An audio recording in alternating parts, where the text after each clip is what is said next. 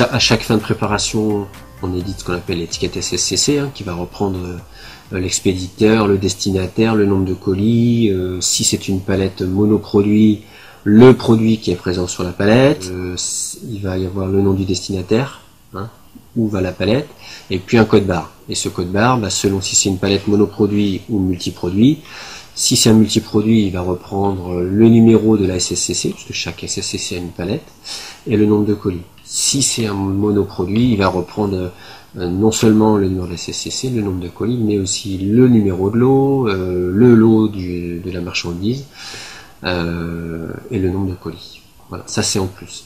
Donc chaque SSCC aujourd'hui, avant d'être chargé dans un camion, est scanné au PDA, et donc dans le menu contrôle des tractions, le menu contrôle chargement, ce qui nous permet de savoir par camion en fait, hein, par camion, quel SSCC nous avons chargé. Qui dit SSCC dit forcément le destinataire, qui a été chargé, dans quel camion, etc.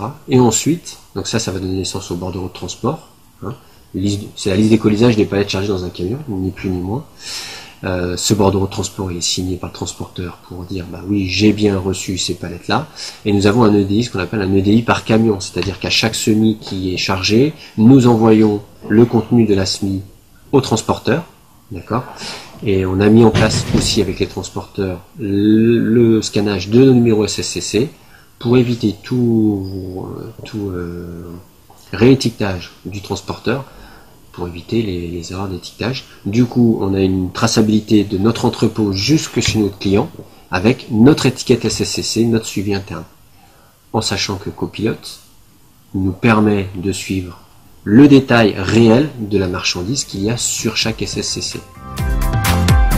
Je me mets sur le départ qu'il faut. Là, en l'occurrence, c'est du spam 11h. Je valide. Et là, il me reste ça à scanner. Voilà. Là, j'enregistre le nombre de palettes Europe. Une, je valide. Là, elle est enregistrée. Après, je fais le départ camion.